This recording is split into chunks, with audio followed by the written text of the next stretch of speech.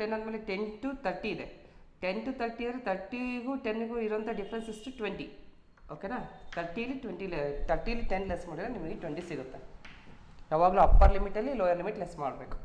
Next ನೋಡಿ 30 50 ಇದೆ, difference 20 ಇದೆ. 50ಲಿ 30 ಲೆಸ್ ಮಾಡಿದರೆ ನಿಮಗೆ ಡಿಫ್ರೆನ್ಸ್ 20 ಬರುತ್ತೆ.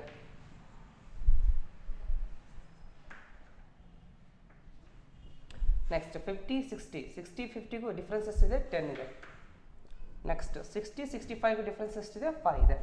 ಹಾಗಾದ್ರೆ ನಾವು ತೊಗೊಂಡಿರುವಂಥ ಎವರಿ ಕ್ಲಾಸಸ್ಸಿನ difference that is called as a width, that is symbol of C. ಹಾಗಾದರೆ ವಿಡ್ತ್ ರೆಡಿ ಇದೆ, ಸಿ ರೆಡಿ ಆಯಿತು. ಓಕೆನಾ? ನೆಕ್ಸ್ಟ್ ಏನು ಬೇಕು? ಫ್ರೀಕ್ವೆನ್ಸಿ ಬೇಕು. ಹಾಗಾದರೆ ಫ್ರೀಕ್ವೆನ್ಸಿನೂ ರೆಡಿ ಇದೆಯಲ್ಲ, ಹಾಗಾದರೆ ಫ್ರೀಕ್ವೆನ್ಸಿ ಬೈ ಸಿ ಮಾಡಿದರೆ ನಮಗೆ ಫ್ರೀಕ್ವೆನ್ಸಿ ಡೆನ್ಸಿಟಿ ಸಿಗುತ್ತೆ. ಹಾಗಾದರೆ ಫ್ರೀಕ್ವೆನ್ಸಿ ಎಷ್ಟಿದೆ ಅಂತೇಳಿ ನೋಡ್ತಾ ಹೋದರೆ ಫ್ರೀಕ್ವೆನ್ಸಿ 10 ಇದೆ. ಓಕೆನಾ? ಫ್ರೀಕ್ವೆನ್ಸಿ 10 ಇದೆ. ಸಿ ವಿಡ್ತ್ ಎಷ್ಟಿದೆ 10 ಇದೆ, divided by 10. Frequency divided by C 15/20, 40/20, 45 divided by 10, 20/5.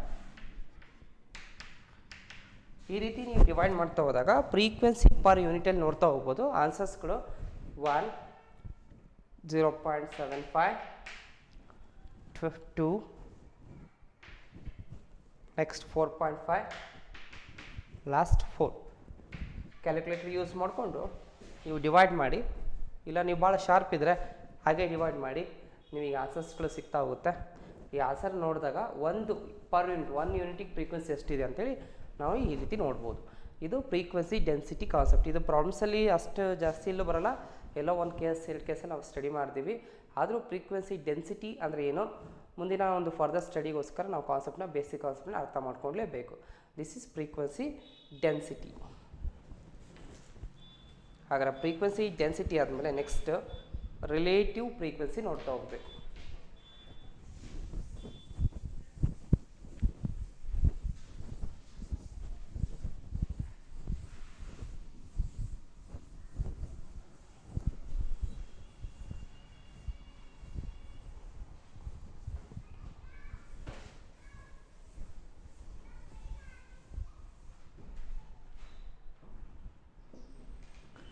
Relative frequency.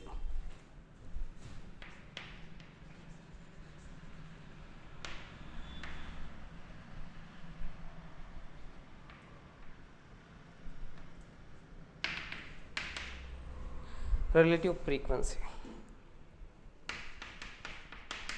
It is the ratio. It is the ratio of frequency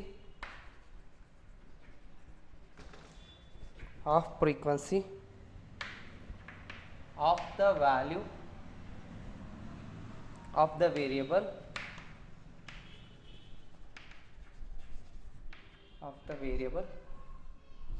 to the total frequency,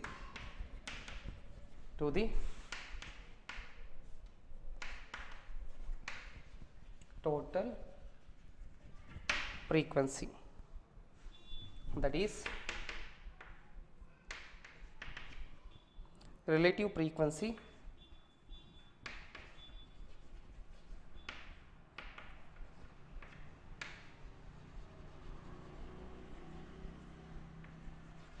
that is RF ಅಂತ use ಮಾಡ್ತಾ ಹೋಗ್ತೀವಿ. Relative frequency RF is equal to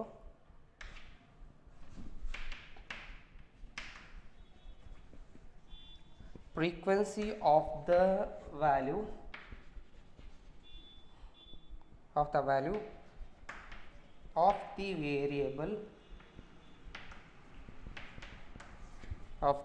divided by total frequency. Total frequency symbol ಯಾವುದು? Big A. ಹಾಗಾದರೆ example ನೋಡ್ತಾ ಹೋದಾಗ first observations ನೋಡಿ. ಅವ್ರು ಕೊಟ್ಟಿದ್ದಾರೆ ನಂಬರ್ ಆಫ್ ಎಡ್ಸ್ ಎಷ್ಟಿದೆ ಅಂತ ಕೊಟ್ಟಿದ್ದಾರೆ.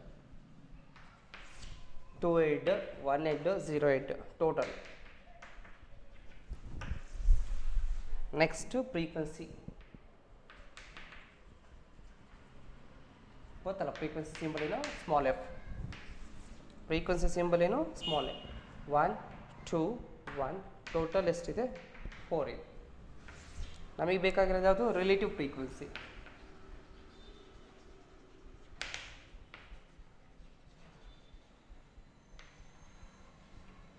ರಿಲೇಟಿವ್ ಫ್ರೀಕ್ವೆನ್ಸಿ ಏನು F/L. ಹಾಗಾದರೆ ರಿಲೇಟಿವ್ ಫ್ರೀಕ್ವೆನ್ಸಿ ಅಂದ್ರೇನು? It is a ratio of frequency of the value of variable to the total frequency. Total ಫ್ರೀಕ್ವೆನ್ಸಿಯಲ್ಲಿರುವಂತಹ ಒಂದು ಫ್ರೀಕ್ವೆನ್ಸಿಯ ರೇಷಿಯೋ ಸ್ಟಡಿ ಮಾಡ್ತಾ ಹೋಗೋದನ್ನು ನಾವು ರಿಲೇಟಿವ್ ಫ್ರೀಕ್ವೆನ್ಸಿ ಅಂತ ಕರಿತೀವಿ.